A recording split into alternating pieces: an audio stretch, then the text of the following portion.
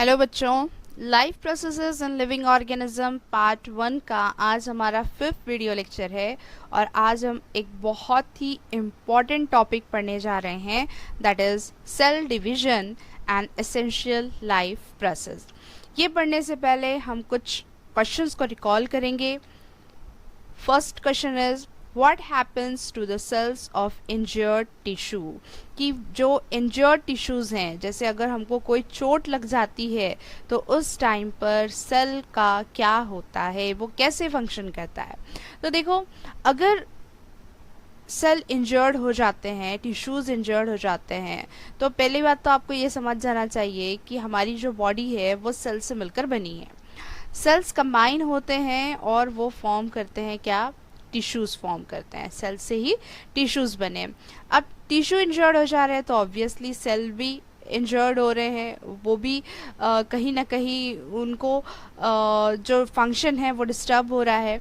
तो सेल और टिश्यू अगर इंजर्ड हो जाते हैं तो वो अपना नॉर्मल फंक्शन को परफॉर्म नहीं कर पाते, क्योंकि ये जो ब्लड कैपिलरीज होती हैं, जो बारीक बारीक सी हमारी बॉडी में नसें होती हैं, वो रप्चर्ड हो जाती हैं, टूट जाती हैं, क्योंकि वो इंजर्ड हो गई है। अब इंजर्ड हो गई है, उसका चोट लग गई है, खून निकल रहा है, इसका मतलब क्या है कि ब्लड कैपिलरीज जो हैं वो रप्चर्ड हो गई, वो टूट गई, जिसकी वजह से वहाँ से ब्लड निकल रहा है। तो वो उस जगह के टिश्यू और उस जगह के सेल डैमेज हो गए और उस वजह से वो अपना प्रॉपर फंक्शन को परफॉर्म नहीं कर पा रहे हैं। आफ्टर इंजरी, जब चोट लगती है उसके बाद the cells and the tissues are not able to perform the regular functions immediately। उस टाइम पर तो वो सेल्स और टिश्यू अपना रेगुलर फंक्शन को परफॉर्म नहीं कर सकते। At the side of injury, जो चोट की जो जगह होती है, द ब्लड कैपिलरीज रप्चर, जो ब्लड कैपिलरीज होती हैं, जो बारीक बारीक सी वेन होती हैं ब्लड की, वो रप्चर हो जाती हैं, वो क्या हो जाती हैं, वो टूट जाती हैं। And the area gets inflamed, और वो जो एरिया है इन्फ्लेम हो जाता है, मतलब रेड हो जाता है, या कई बार वहाँ पे स्वेलिंग भी आ जाती है। मैनी सेल्स आर डैमेज, और बहुत सारे जो उस जगह के सेल है वो डैमेज हो जाते हैं, इसलिए तो वो अपना फंक्शन परफॉर्म नहीं कर सकते। Whether new cells are form during healing of wound, जब कोई घाव भरता है, कोई जख्म भरता है, तो उस टाइम पर क्या नए सेल्स फॉर्म होते हैं? Yes, obviously yes. When the wound get heal, new cells are form. जब कोई जख्म लग जाता है, जब कोई घाव लग जाता है, कोई इंजरी हो जाती है, चोट लग जाती है, तो उस टाइम पर वो जगह कुछ दिनों के बाद में भर जाती है, मतलब वहाँ पर नए सेल्स आ जाते हैं, जो डैमेज हुए हैं वो निकल जाते हैं और नए सेल्स आ जाते हैं। देखो इस तरीके से कि अगर ये साइट है, कोई यहाँ पर घाव है, तो धीरे धीरे वो घाव क्या हो गया, भर गया, है ना, मतलब हीलिंग हो गई यहाँ पर।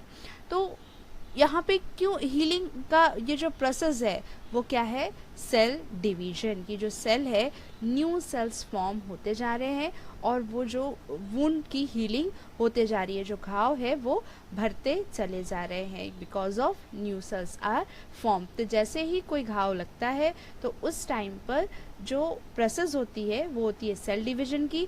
वो सेल डिवीजन होते होते कुछ दिनों में जो पुराने सेल है वो डिस्ट्रॉय हो जाते हैं और न्यू सेल्स उस जगह पर क्रिएट हो जाते हैं। इस तरीके से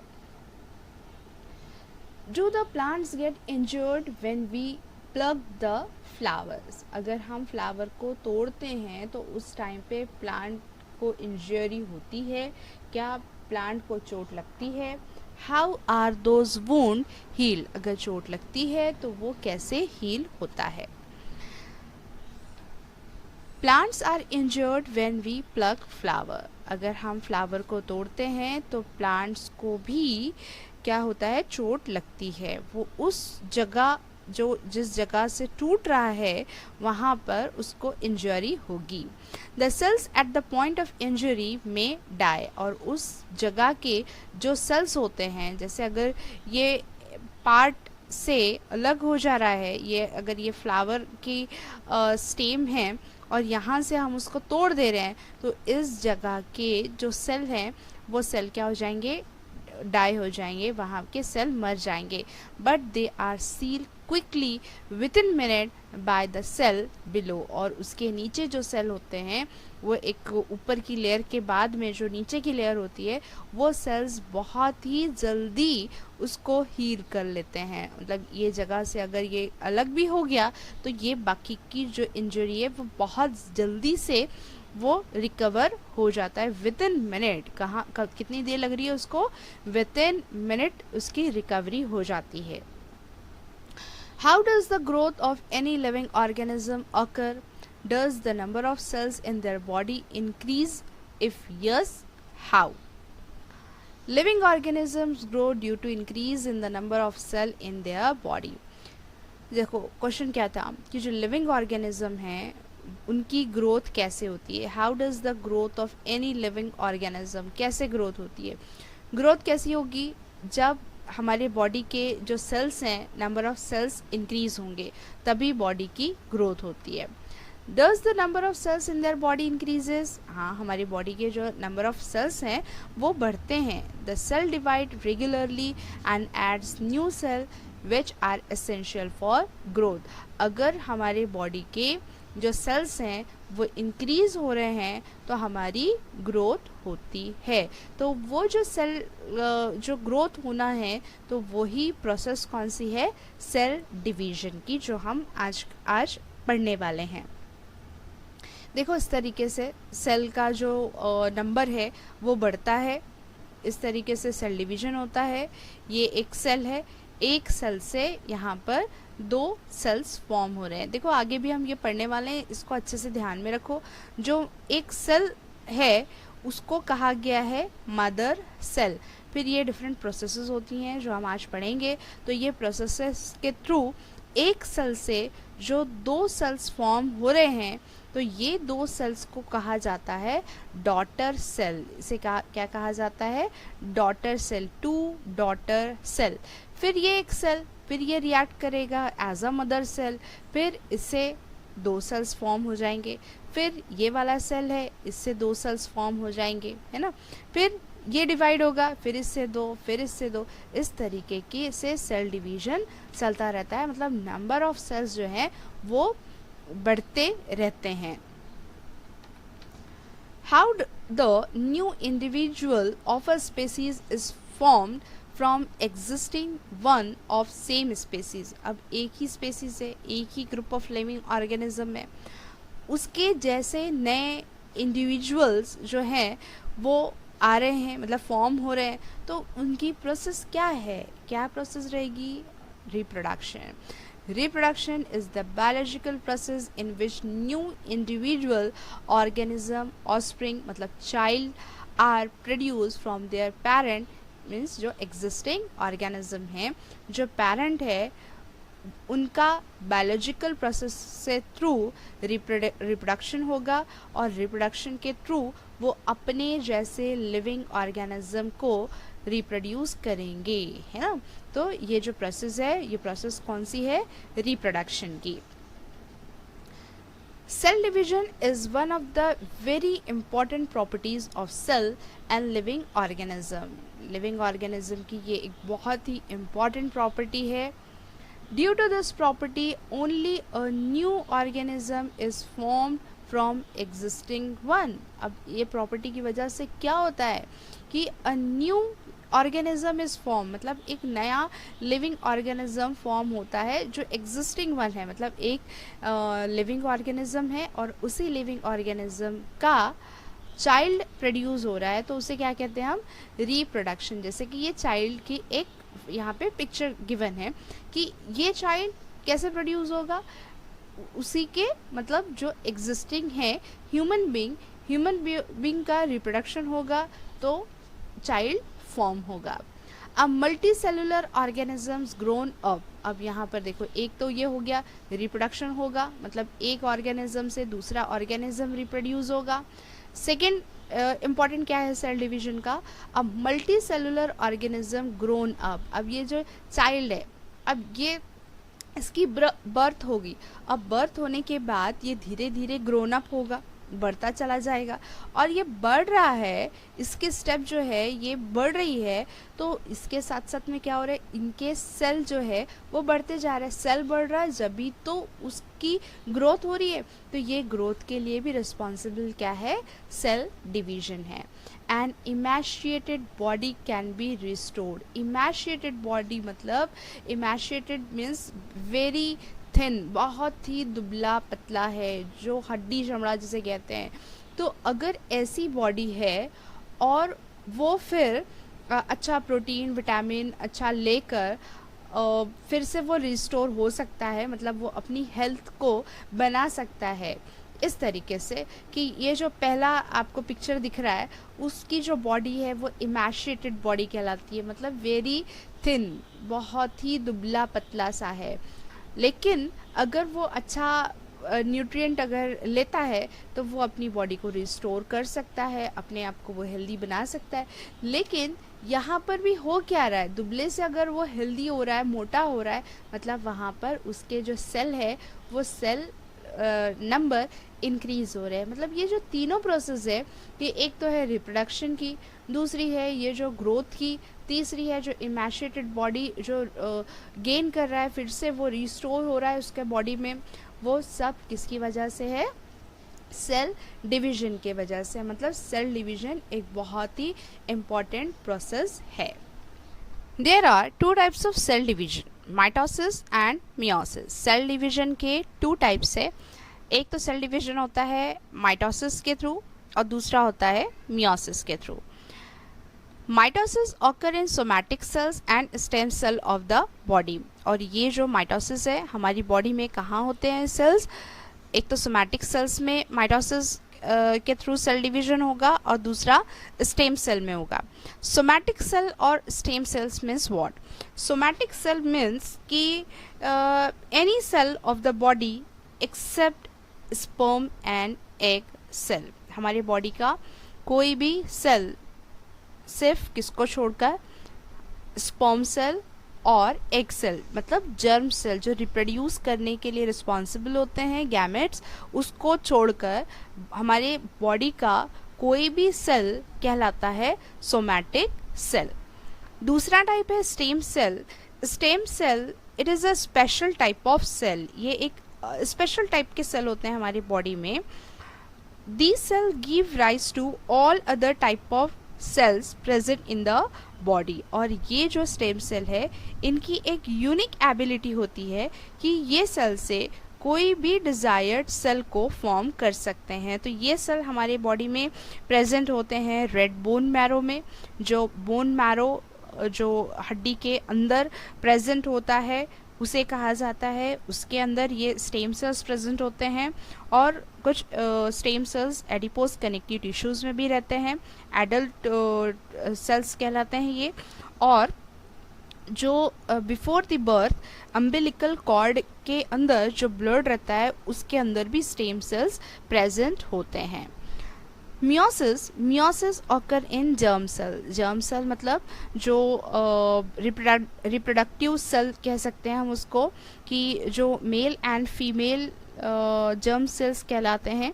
जैसे कि दिस इज़ द स्पर्म, ये स्पर्म है जो कहलाता है male germ cell, and this is a egg, ये कहलाता है फीमेल जर्म सेल। तो ये जो जर्म सेल हैं, ये जर्म सेल के थ्रू जो सेल डिवीजन होता है वो सेल डिवीजन है मियोसिस। और जो सोमैटिक सेल और स्टेम सेल के थ्रू जो सेल डिवीजन होता है वो होता है mitosis. Before study of cell division, we should know the structural organization of cell that we have studied earlier। आप लोगों ने already सेल का स्ट्रक्चर आपने पढ़ा है, हमने 8th में 9th में भी पढ़े हैं और 10th में भी जो हमने फर्स्ट यूनिट हमारा कंप्लीट किया है हेरिडिटी एंड एवोल्यूशन, उसमें भी हमने सेल का स्ट्रक्चर देखा है each cell has a nucleus, हमने देखा है कि हर एक सेल के पास में जो सेंटर में होता है क्या, न्यूक्लियस होता है. Beside other cell organelles are also present, और इसके अलावा भी सेल के अंदर बहुत सारे सेल के कंपोनेंट्स प्रेजेंट होते हैं, जैसे mitochondria, Golgi apparatus, cytoplasm, endoplasmic reticulum. ये सारे जो सेल ऑर्गेनल्स हैं ये भी न्यूक्लियस के साथ साथ में प्रेजेंट रहते हैं इनसाइड द सेल. कुछ और क्वेश्चंस को रिकॉल करना है. What is the shape of chromosome, give its name in the figure. अब आपने 9th में भी क्रोमोसोम के बारे में पढ़ा था. तो what is the shape of chromosome, आपने देखा एक्स शेप है, ये शेप है ना, ये वाला स्ट्रक्चर आपको याद आ रहा होगा.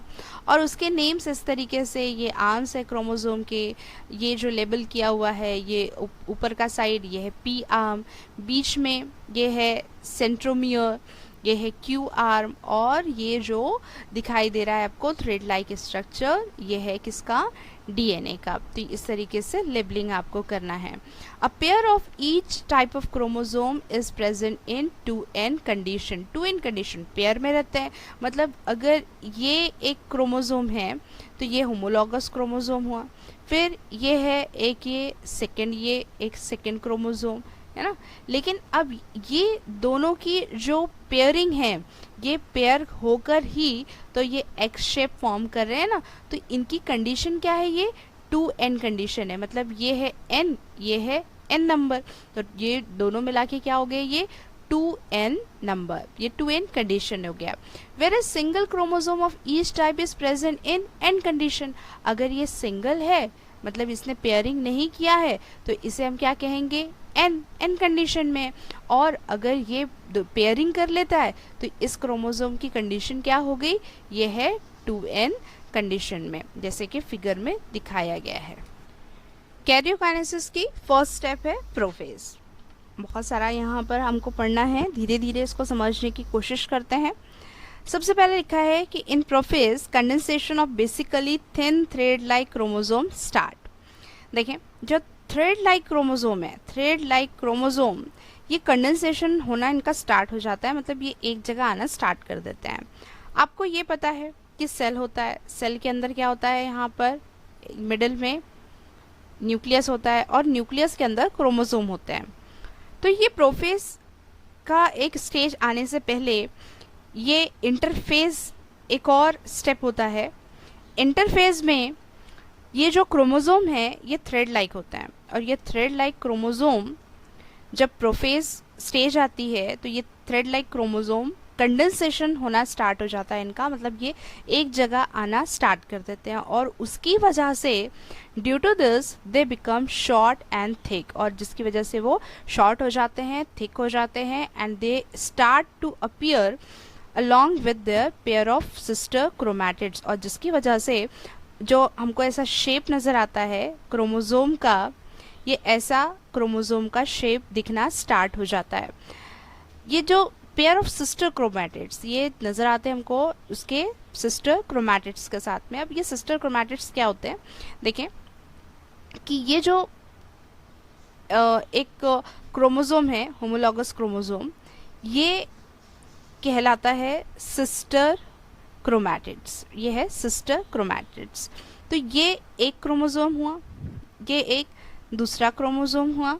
तो एक्चुअली अगर हमको बोलना है कि व्हाट इज सिस्टर क्रोमैटिड, तो हम कहेंगे 1/2 ऑफ द डुप्लीकेटेड क्रोमोसोम. ये एक क्रोमोसोम का ये जो डुप्लीकेटेड पार्ट है तो ये क्या कहलाता है, सिस्टर क्रोमैटिड्स. तो ये क्या है इसके, ये सिस्टर क्रोमैटिड्स हैं, मतलब एक हाफ को कहा जाता है सिस्टर क्रोमैटिड्स. तो यहाँ पर कितने सिस्टर क्रोमैटिड्स हैं, यहाँ पर 2 सिस्टर क्रोमैटिड्स है. ये जो एक पार्ट है इसको कहा जा रहा है सिस्टर क्रोमैटिड्स. क्लियर हो गया सिस्टर क्रोमैटिड्स. तो ये अपने सिस्टर क्रोमैटिड्स के साथ में हमको नजर आते हैं. देखो अब इस स्ट्रक्चर में देखो दिख रहे हैं ऐसा स्ट्रक्चर आपको क्रोमोसोम का. तो ये क्रोमोसोम का जो स्ट्रक्चर है इस तरीके से आपको नजर आएगा. पहले कैसा था, थ्रेड लाइक स्ट्रक्चर था, और थ्रेड लाइक से जब ये कंडेंस्ड हुए, शॉर्ट एंड थिक हुए, तो ये हमको along with the sister chromatids हमको नजर आ रहे हैं. फिर centriole duplicate and each centriole move to opposite pole of the cell. अब देखो जब इंटरफेस था तो ये जो यहाँ पर आपको ये नज़र आ रहे हैं सेंट्रियोल, ये जो दिख रहा है ये कहलाते हैं ये सेंट्रियोल, इसको कहा जाता है सेंट्रियोल। सेंट्रियोल क्या है? ये एक तरीके का सेल ऑर्गेनेल है, मतलब सेल का कंपोनेंट है। जैसे कि माइटोकॉन्ड्रिया गोल्जी कॉम्प्लेक्सेस होते हैं, वैसे ही सेंट्रियोल एक सेल ऑर्गेनेल है, सिलेंड्रिकल ऑर्गेनेल है, ऐसा उसका स्ट्रक्चर होता है एग्जैक्टली। ये वाला स्ट्रक्चर देखो, ये है सेंट्रियोल का स्ट्रक्चर। ये प्रोटीन से बना होता है और ये जो सेंट्रियोल है इन प्रोफेज में, ये जो आपको ये स्टेज नज़र आ रही है ये प्रोफेज की, इसमें ये अपोजिट पोल पे डुप्लीकेट हो रहे हैं। ये दो सेंट्रियोल जो अलग अलग है, ये एक पोल पे आ गया, ये एक पोल पर आ गया है, और दूसरा जाके कहाँ पर आपको दिख रहा है यहाँ पे, ये देखो ये दूसरे पोल पे आ गया। तो ये अपोजिट पोल पर यहाँ पर पहुँच गए कौन? सेंट्रियोल। सेंट्रियोल डुप्लीकेट हो गए, 2 हो गए, and each centriole move to opposite poles of the cell, cell के अपोजिट पोल्स पे पहुँच गए। ठीक है। Nuclear membrane and nucleolus start to disappear. Nuclear membrane मतलब कि जो ये वाला जो आपको दिख रहा है ये है न्यूक्लियर मेम्ब्रेन, ये वाला है न्यूक्लियर मेम्ब्रेन। न्यूक्लियर मेम्ब्रेन मतलब कि जिसके अंदर न्यूक्लियस प्रेजेंट होता है, तो वो कहलाता है न्यूक्लियर मेम्ब्रेन, जो इनक्लोज करके रखता है न्यूक्लियस को। इसके अंदर क्या है? ये है न्यूक्लियस। न्यूक्लियस के ऊपर में जो एक इन्वेलप है वो कहला रहा है न्यूक्लियर मेम्ब्रेन। तो ये न्यूक्लियर मेम्ब्रेन धीरे धीरे डिसअपियर हो रहा है। और क्या डिसअपियर हो रहा है? न्यूक्लियोलस देखो यहाँ पर कंफ्यूज नहीं होना, न्यूक्लियोलस अलग है, न्यूक्लियस अलग है। न्यूक्लियस के अंदर न्यूक्लियोलस प्रेजेंट होता है, न्यूक्लियस के अंदर एक न्यूक्लियस प्रेजेंट होता है, और उस न्यूक्लियस में प्रोटीन सिंथेसिस में हेल्प करता है वो न्यूक्लियोलस, एंड राइबोसोम के प्रोडक्शन के लिए भी वो रिस्पॉन्सिबल होता है। तो एक्चुअली न्यूक्लियस के अंदर जो एक कंपोनेंट है न्यूक्लियोलस और न्यूक्लियर मेम्ब्रेन, ये दोनों भी धीरे धीरे डिसअपियर होना स्टार्ट हो जाते हैं। क्या क्या चीज़ें? Nuclear membrane and nucleolus starts to disappear. Metaphase, karyokinesis की सेकेंड स्टेप है मेटाफेज। अभी हमने देखा प्रोफेज में न्यूक्लियर मेम्ब्रेन डिसअपियर हो जा रहे हैं और क्रोमोसोम कंडेंस्ड हो जा रहे हैं। Nuclear membrane completely disappear in metaphase, वहाँ पे डिसअपियर होना स्टार्ट हो रहे थे, लेकिन मेटाफेज में न्यूक्लियर मेम्ब्रेन कंप्लीटली डिसअपियर हो गए। मेटाफेज, कैरियोकाइनेसिस की सेकेंड स्टेप है मेटाफेज। इससे पहले हमने पहली स्टेप देखी प्रोफेज में न्यूक्लियर मेम्ब्रेन डिसअपियर होना स्टार्ट हो जा रहे थे और क्रोमोसोम कंडेंस्ड होना उनका स्टार्ट हो गया था। मेटाफेज में न्यूक्लियर मेम्ब्रेन कंप्लीटली डिसअपियर हो जाएंगे। क्रोमोसोम कंप्लीट देयर कंडेंसेशन, अपना कंडेंसेशन पूरा कंप्लीट करके, and become clearly visible along with there sister chromatids, और अपना कंडेंसेशन पूरा करके एक जगह आकर वो अपने सिस्टर क्रोमैटिड्स के साथ में इस तरीके से हमको क्लियरली विजिबल हो जाएंगे। और ये क्रोमोसोम अपने सिस्टर क्रोमैटिड्स के साथ में इस तरीके से अरेंज हो जाएंगे। आपको अब ये पिक्चर जो नज़र आ रहा है ये मेटाफेज का, आप इस पर अच्छी तरीके से ऑब्जर्व करें और देखें। All chromosomes are arranged parallel to equatorial plane, central plane of the cell। Cell का जो सेंट्रल पार्ट है, इक्वेटोरियल पोजीशन कहते हैं, इक्वेटोरियल जो इक्वल करता है, मतलब हाफ पोर्शन में जो डिवाइड करता है। तो ये जो सेंट्रल पार्ट है, सेंट्रल पार्ट में जो क्रोमोसोम्स है वो पैरेलल अरेंज हो जाएंगे, एक के नीचे एक, आपको इस तरीके से नज़र आ रहा है। ठीक है, तो अब ये अरेंज हो गए। अब ये अरेंज होकर ये यहाँ पर आपको एक फाइबर लाइक स्ट्रक्चर नज़र आ रहा है। तो ये स्ट्रक्चर कहलाता है, ये वाला है स्पिंडल फाइबर्स। ये क्या कहलाते हैं? Spindle fibre. ये स्पेशल टाइप के प्रोटीन्स फाइबर होते हैं।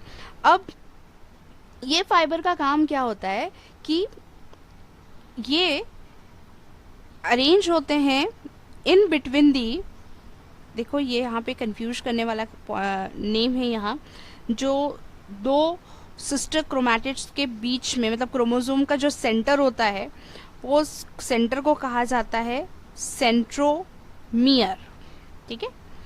और ये जो सेल ऑर्गेनल है ये कहलाता है सेंट्रियोल, ठीक, सेंट्रियोल है और वो सेंट्रोमियर है।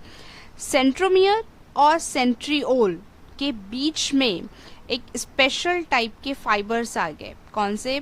Spindle fibre, flexible protein fibre.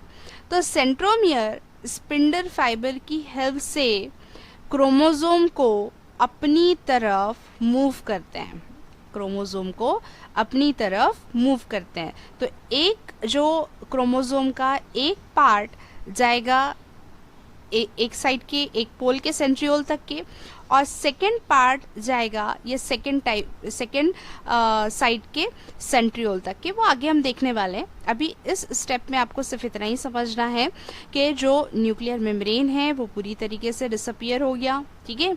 दूसरी बात में आपको ध्यान रखना है कि क्रोमोसोम क्लियरली विजिबल हो जा रहे हैं उनके सिस्टर क्रोमैटिड्स के साथ में।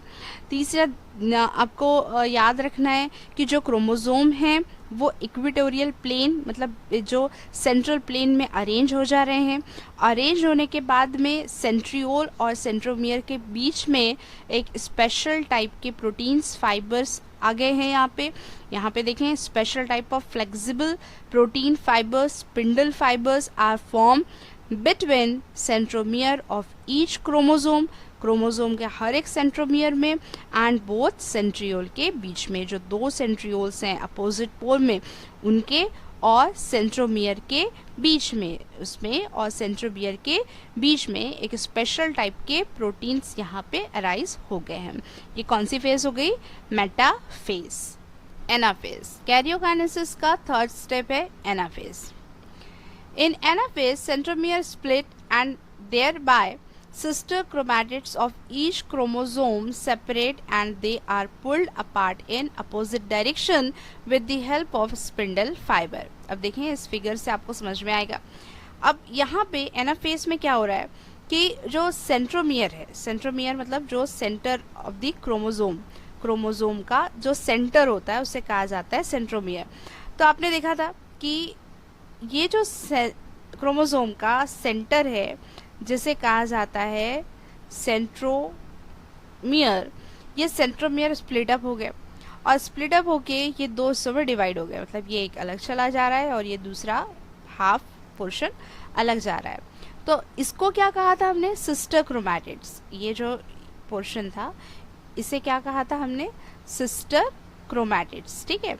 तो सिस्टर क्रोमैटिड्स जो है वो अलग अलग हो गए, है ना। सेंट्रोमियर स्प्लिट हो गया, अलग टूट गया बीच में से, and thereby sister chromatids of each chromosome separate, और सिस्टर क्रोमैटिड्स जो है हर एक क्रोमोसोम से अलग अलग हो गए, and they are pulled apart in opposite direction, और अपोजिट डायरेक्शन में ये खींचे चले जा रहे हैं, पुल हो रहे हैं, खींच रहा है इनको जो अपोजिट पोल है। तो एक साइड इधर खींच रहा है, दूसरा साइड अपोजिट पोल में इस तरीके से खींचते चले जा रहे हैं। Separated sister chromatids are called as daughter chromosome. अब देखें, इसे कहा रहे थे सिस्टर क्रोमैटिड्स। सिस्टर क्रोमैटिड्स जब अलग अलग हो गए तो अब ये जो है एक पार्ट, तो उसको कहा जा रहा है यहाँ पर daughter chromosome, daughter chromosome. Chromosome being pulled appear like bunch of bananas, और धीरे धीरे ये सब एक जगह पे जमा हो जाते हैं, और जब ये सब एक जगह पे जमा हो जाते हैं तो ये इस तरीके से नजर आएंगे, वो एक साथ में सब। तो this is like a bunch of banana, banana का बंच नजर आने लगता है। In this way each set of chromosome reach at two opposite pole of the cell. अब इस तरीके से जो क्रोमोसोम है, डॉटर क्रोमोसोम, ये अपोजिट पोल्स पर आ जाएंगे, एक मतलब हाफ जो हाफ पार्ट है क्रोमोसोम का वो एक पोल पे आ जाएगा और दूसरा हाफ पार्ट जो है वो एक दूसरे पोल पर आ जाएगा। इस तरीके से जो क्रोमोसोम है दो पोल्स में डिवाइड हो जाएंगे। टीलोफेज फोर्थ स्टेप है कैरियोकाइनेसिस का। The chromosome which have reached at opposite pole of the cell. देखो क्रोमोसोम जो है वो अपोजिट पोल पे पहुंच गए। अभी हमने देखा हमारी लास्ट स्टेप में कि जो क्रोमोसोम थे वो क्रोमोसोम डॉटर क्रोमोसोम करके वो अलग अलग हो गए। आधे एक डायरेक्शन में आ गए और आधे जो पार्ट थे वो एक डायरेक्शन में आ गए। टू पोल्स में ये डिवाइड हो चुके हैं, है ना। अब जो पोल्स पर डिवाइड हो चुके हैं अब वो क्या करेंगे, नाउ स्टार्ट टू डिकंडेंस। अब ये डिकंडेंस होंगे। पहले स्टेप में क्या किए थे हमने, प्रोफेज में कंडेंस किए थे, अब ये डिकंडेंस होंगे, फिर से ये अलग अलग हो जाएंगे। Due to which they again become thread like thin and visible, और जिसकी वजह से फिर से ये अपने पहली वाली स्टेज में आ जा रहे हैं, thin and invisible.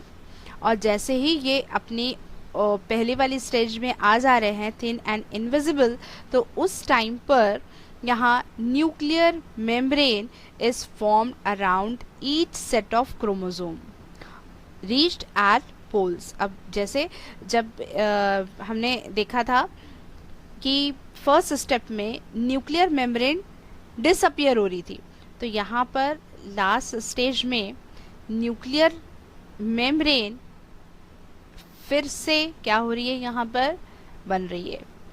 Nuclear membrane is form around each set of chromosome, दोनों साइड में, ये एक सेट में भी और दूसरे सेट में भी। Thus two daughter nuclei are form in a cell. तो एक सेल से यहाँ पर हमको दो यहाँ पर न्यूक्लियस मिल रहा है, तो उसे कहा जा रहा है न्यूक्लियाई। कौन से न्यूक्लियाई, इसे कहा जा रहा है daughter nuclei are formed in a cell. Nucleolus also appears in each daughter nucleus, और हर एक ये जो डॉटर न्यूक्लियस है इसके अंदर जो एक और पार्ट है न्यूक्लियोलस का वो भी अपीयर होना स्टार्ट हो जाएगा। And spindle fibres completely disappear, और हमने देखा जो स्पिंडल फाइबर्स थे जिसके थ्रू ये क्रोमोसोम खींच रहे थे पीछे की साइड में, है ना, पुल हो रहे थे, तो वो जो स्पेशल टाइप के फाइबर थे, प्रोटीन फाइबर, वो पूरी तरीके से यहाँ पर डिसअपियर हो गए। तो ये लास्ट स्टेज तक के हुआ क्या कि जो न्यूक्लियस था वो न्यूक्लियस दो हिस्सों में डिवाइड हो गया। न्यूक्लियस ये दो हिस्सों में डिवाइड हो गया, लेकिन अभी जो साइटोप्लाज्म है, साइटोप्लाज्म एक ही में है। अब ये साइटोप्लाज्म डिवाइड होगा आगे की स्टेप में। साइटोकाइनेसिस, माइटोसिस की सेकेंड स्टेप है साइटोकाइनेसिस, जिसमें हम देखेंगे कि साइटोप्लाज्म का division. The cytoplasm divides bye cytokinesis and two new cells are formed which are called as daughter cell। अब देखें लास्ट स्टेप में जो माइटोसिस का कैरियोकाइनेसिस था, कैरियोकाइनेसिस में जो न्यूक्लियस है, न्यूक्लियस डिवाइड हो गए थे, है ना, ये क्या है, न्यूक्लियस है, तो ये कहलाते हैं डॉटर न्यूक्लियाई। तो ये न्यूक्लियस डिवाइड हुए, लेकिन अंदर का ये साइटोप्लाज्म है, ये साइटोप्लाज्म डिवाइड नहीं हुआ है। तो इस प्रोसेस में साइटोप्लाज्म डिवाइड होने वाला है। In this process a notch is form at the equatorial plane of the cell which deepens gradually and thereby two new cells are form. अब देखें, अब इस प्रोसेस में क्या हो रहा है कि जो नॉच है, नॉच मतलब ये यहाँ पर ये इसको, इस निशान को कहा जाता है, एंगुलर शेप को कहा जाता है नॉच, एक निशान है, वो धीरे धीरे क्या होता है, डीप होता चला जाता है, इस तरीके से और खींचता चला जाएगा और डीप डीप होता चला जाएगा। ऐसा धीरे धीरे धीरे होता है और ये फिर एक मतलब जो सेल है वो सेल डिवाइड हो जाता है इस तरीके से टू पार्ट्स में। ये हो गए दो पार्ट्स, ये एक पार्ट था पहले और अब दो पार्ट हो गए। और यहाँ पर देखो न्यूक्लियस भी अलग अलग हो गए और साइटोप्लाज्म भी अलग हो गए। तो एक सेल से दो सेल्स फॉर्म हो गए और ये जो सेल्स हैं इन्हें कहा जाता है डॉटर सेल।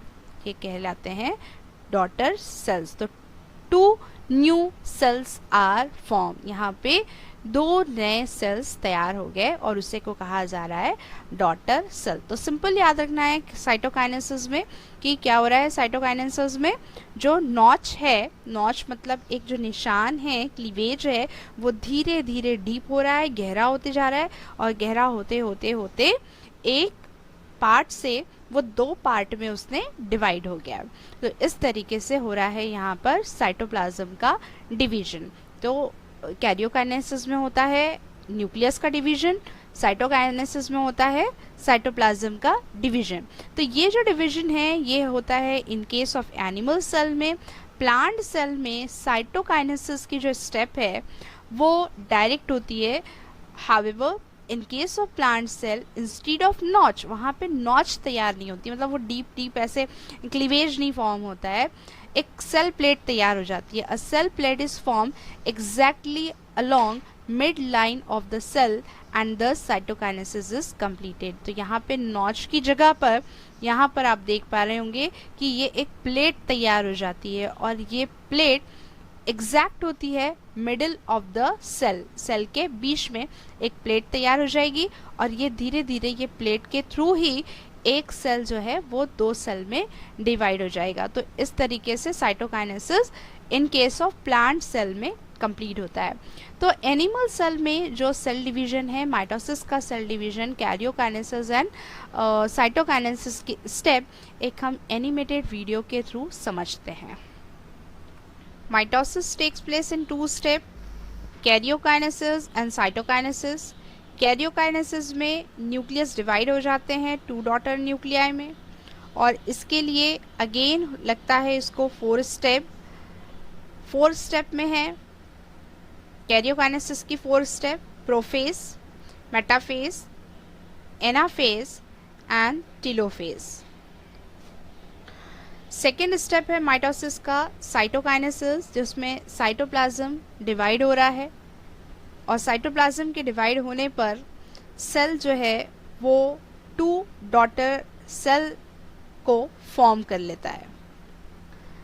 प्रोफेज से पहले आता है इंटरफेज। इंटरफेज में आपको यहाँ पर थिन थ्रेड लाइक क्रोमोसोम्स नज़र आ रहे हैं, जिसे क्रोमैटिन्स कहा जा रहा है। न्यूक्लियस है, न्यूक्लियस के अंदर आपको एक और सर्कल दिख रहा है, वो है न्यूक्लियोलस। इन प्रोफेज जो thin thread like chromatin fibres थे, वो क्रोमैटिन फाइबर्स कंडेंस्ड हो रहे हैं, शॉर्ट हो रहे हैं, थिक हो रहे हैं और क्रोमोसोम में कन्वर्ट हो रहे हैं और 2 सिस्टर क्रोमैटिड्स फॉर्म कर रहे हैं। बीच में है सेंट्रोमियर। धीरे धीरे न्यूक्लियोलस डिसअपियर होगा, न्यूक्लियर मेम्ब्रेन भी डिसअपियर हो जाएगा और जो सेंट्रियोल्स हैं, सेंट्रियोल्स अपोजिट पोल्स पे आ जाएंगे, सेंट्रियोल्स अपोजिट पोल्स पे आ जाएंगे इस तरीके से। फिर स्टार्ट होता है नेक्स्ट स्टेप मेटाफेज। मेटाफेज में जो क्रोमोसोम्स हैं वो सेल के इक्वेटोरियल पोजीशन पे पैरेलल अरेंज हो जाएंगे और स्पिंडल फाइबर जो स्पेशल टाइप्स के प्रोटीन हैं वो फॉर्म हो जाएंगे सेंट्रोमियर और सेंट्रियोल के बीच में। और इस तरीके से sister chromatids centromere and centriole की हेल्प से अटैच हो जा रहे हैं। देखो इस तरीके से इक्वेटोरियल पोजीशन पर।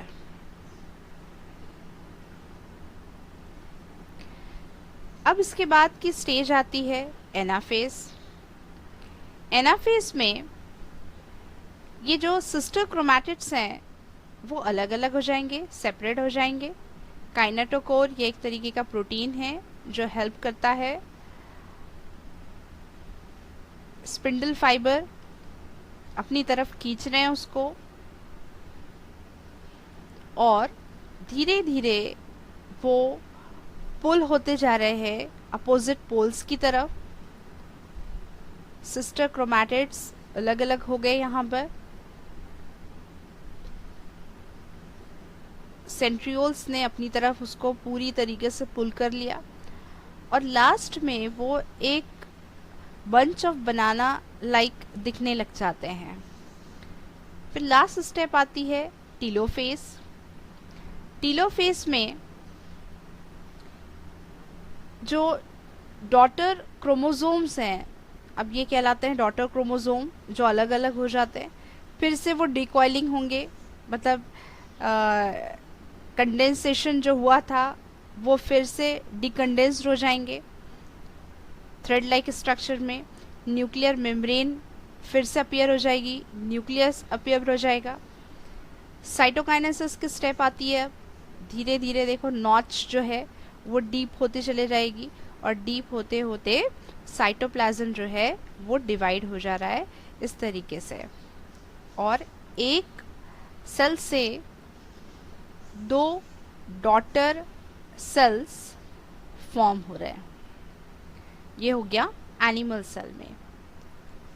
इन केस ऑफ प्लांट सेल एक सेल प्लेट तैयार हो जाती है बीच से और सेल जो है वो डिवाइड हो जाता है इस तरीके से।